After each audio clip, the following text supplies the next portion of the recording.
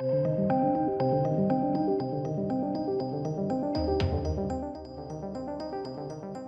ladies and gentlemen, so we've got some sort of news rumour, I guess, on the Andor series. This I have heard from like a few sources now.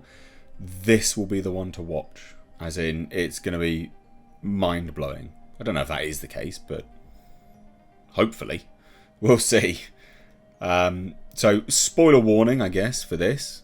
But this is all about like a possible Death Star connection for Andor series. So just sort of spoiler warning, beware, as it were, for that. And I will say this as well, like that teaser trailer that they dropped for this, it did look really good. This looked the least Disney of the of the Disney Star Wars. It looked the least Disney.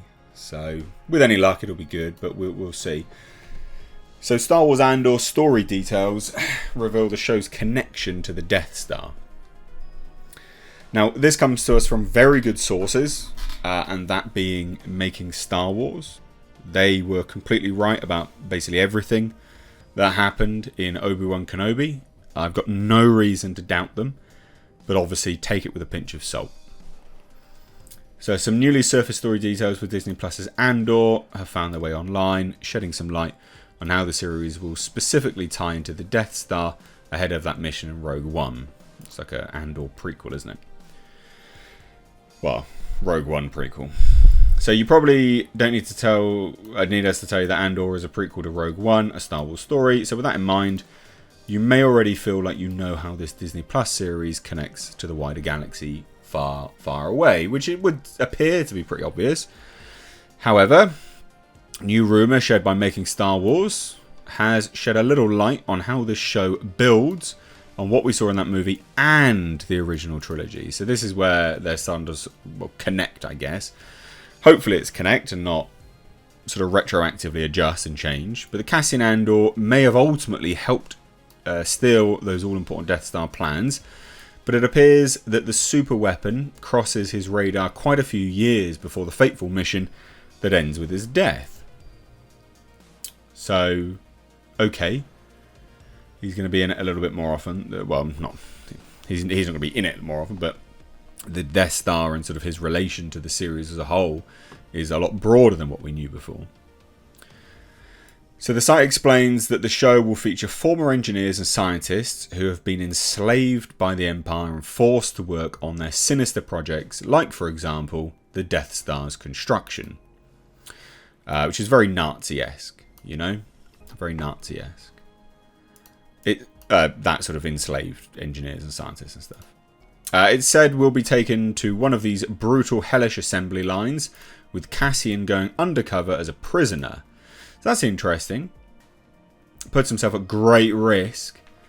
Going undercover as a prisoner would probably mean that there is someone who's working, at the prison that can get him in and out. Otherwise, there's a pretty big risk to get yourself enslaved. He's there to extract intel from an agent, but we'll learn that this factory is part of a secret project the Empire is working on. Yes, it's Project Stardust, and the site speculates that his team is devoted to crafting the kyber crystals used to unleash those planet-killing blasts. So he goes undercover as a prisoner at this assembly line, at this prison, where all of these scientists and engineers are enslaved. Now he's there to extract intel, and as part of all of that, what his specific team is doing, on this assembly line, is basically making the kyber crystals for Project Stardust, aka the Death Star. That's quite cool. I like that idea. Can lead to some really quite nightmare-like scenes. You're good with your cinematography, you can make that really scary. Again, still PG, but still really scary. Project Stardust is reportedly referenced, though it's unclear how much that influences what we saw in Rogue One. Either way, whether he realises it or not, it seems Cassian's mission to take down the Empire means he comes across the Death Star years before ever meeting the woman the project is named after, Jyn Erso. So that's interesting. I think that's a pretty decent way of broadening the universe whilst not shrinking it too much. Andor will explore, and now a lot of people will say, well, it shrinks the universe because it's just this one guy. Why is he so connected? I get that, but I mean, if he's integral to sort of the rebellion itself and the beginning of that uprising, I think that can make sense. You know, I mean, they are going to be in a lot of these things, aren't they? So I don't think it's too much of a stretch to think that this guy would be involved in these things. You know. Now, Andor will explore a new perspective from the Star Wars galaxy, focusing on Cassian Andor's journey to discover the difference he can make. The series brings forward the tale of the burgeoning rebellion against the Empire and how people and planets become involved. It's an era filled with danger, deception and intrigue, where Cassian will embark on a path that is destined to turn him into a rebel hero, and obviously a martyr as well, but still a rebel hero. And Diego Luna returns as Cassian Andor, and is joined by Genevieve O'Reilly, Stellan Skarsgård, Adria Arjona, Denise Go, and Kyle Soller. Actually comes out a lot sooner than I thought. I didn't think it was 31st of August, but it's coming out soon.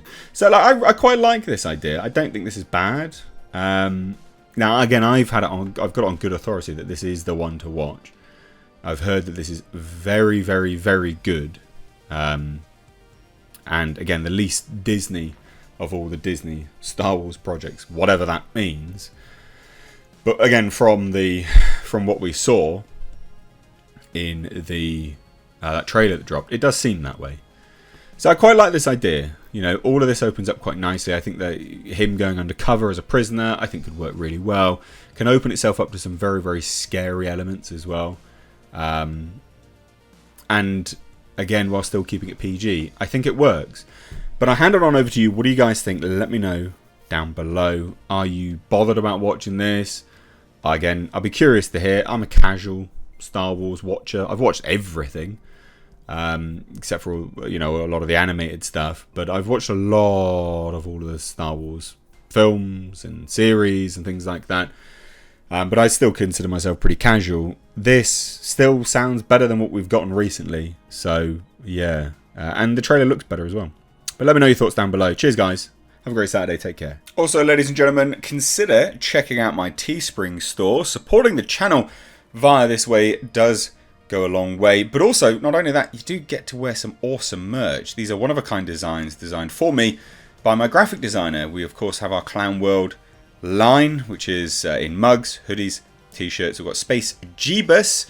And then for something a little bit different, we, of course, have right down at the bottom right here, we have our Pulsar GTIR. Also, ladies and gentlemen, consider checking out and supporting my second channel, which is Car Nonsense. This is a vlog and car channel. You can find links to this in the description box, along with my Teespring. Please do consider supporting.